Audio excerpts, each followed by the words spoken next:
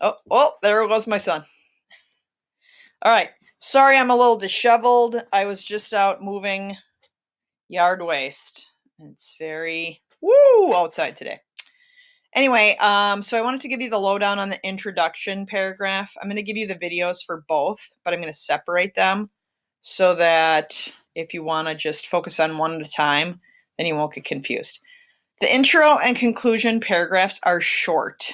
They are 4 to 6 sentences and minimum of 4, but you don't want to go too much more than 6. It's a really easy format. The introduction is the ACTS format. You know how we have MELCON for the body paragraph? Well, this is ACTS ACTS. What that stands for is attention getter, and then connector, and then thesis, and then summary, which you can actually combine the summary, and we have kind of already done that in the thesis that we wrote, which if you haven't written your thesis yet, you're going to want to email me about so that we can work through it together.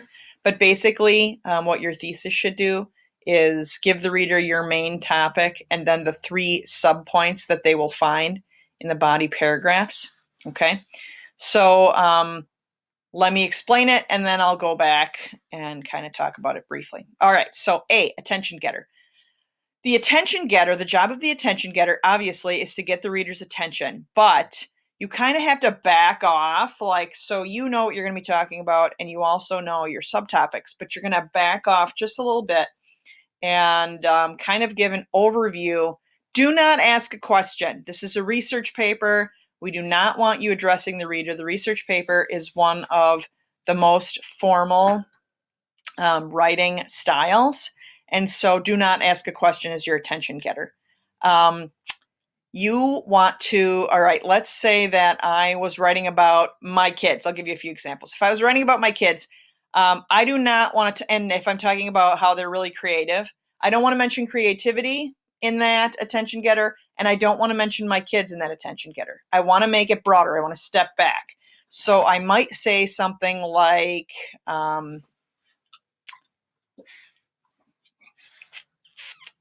like blood is thicker than water, right? Which is a reference to family. I might say something like, family dynamics have intrigued people throughout the ages, from fun-loving families like the Barones to mobster families like in The Godfather. All right, something that's going to get their attention. So just in general, I'm talking about family.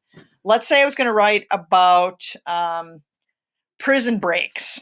All right, if my topic was prison breaks, I don't want to talk about prison breaks, and I don't want to talk about, like, let's say it's the most dangerous criminals tend to be people who try to break out of prison. So I don't want to mention dangerous criminals, and I don't want to mention prison breaks in that attention getter. So what I might want to say is, the news seems to be filled with nothing but bad news. Okay, everyone's like, huh, you're right. You've got my attention. Let's say that I am writing about the assassination of JFK, and maybe I'm talking about just assassinations in general, and I'm going to talk about JFK. I'm going to talk about Martin Luther King, and I'm going to talk about John Lennon, let's just say. If I'm talking about that, I don't want to mention any of those people, and I don't want to mention assassinations. But I might want to start off with something like power corrupts.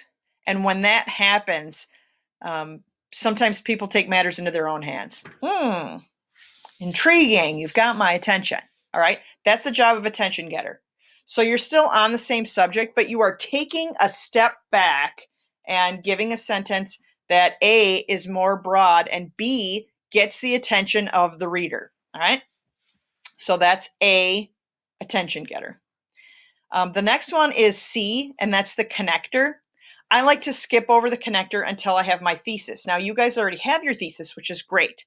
So you start with your attention getter, and then you look at your thesis, and really, your connector is somewhere in between. So think of it as like a transition, but it's a transitional sentence that takes us from that really vague back view of our attention getter and brings us down to a thesis. So think of your introduction. If it was a visual, it's like an upside down pyramid. So you're starting broad and you're working your way down to specific.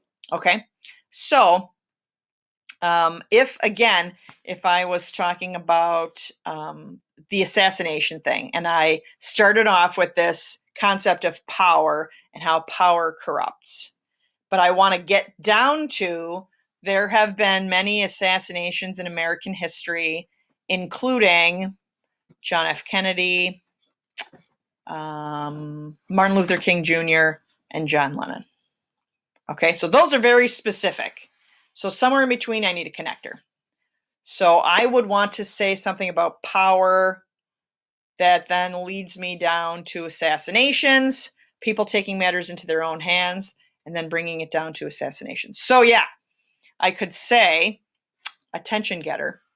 Power corrupts. And when that happens, people tend to take matters into their own hands. Connector.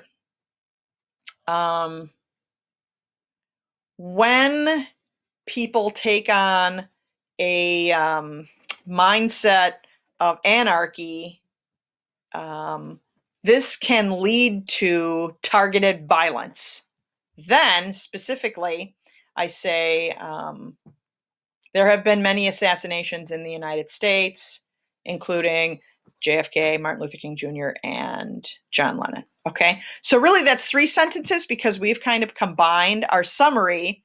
The summary was usually to say the 3 main things that you were going to talk about, but we've already done that in the thesis. So your job then is to come up with, kind of elaborate a little bit on your attention getter or connector.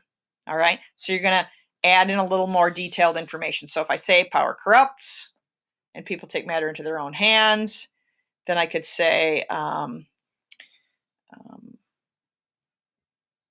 government is one, but not the only reason why people get frustrated with others in power. They don't like the idea of being controlled by those who are going against their personal values. And then I bring it down to my connector,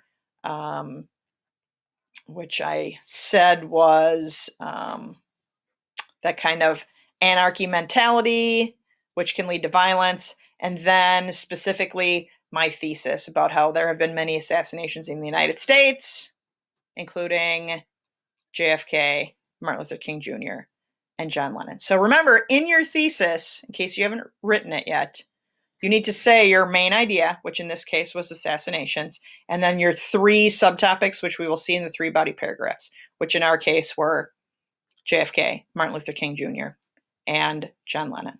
All right? So that is your ACTS, which remember, we have already combined our T and our S. So you need to expand to a minimum of 4 sentences in your introductory paragraph. All right?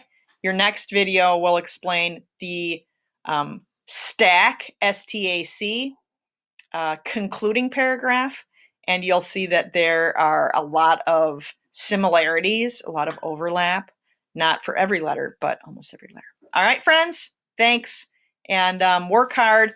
You are going to have all of these done by Monday. So you have a work day. You're going to write it, and then it would be a good idea for you to submit it by Friday, because then I'll give you feedback over that on Monday, and then, over the weekend, and then on Monday, you can make those changes, and then you're ready to go, because Tuesday or Wednesday, depending on what hour you're in. We're hitting the ground running again. All right, take care. Bye.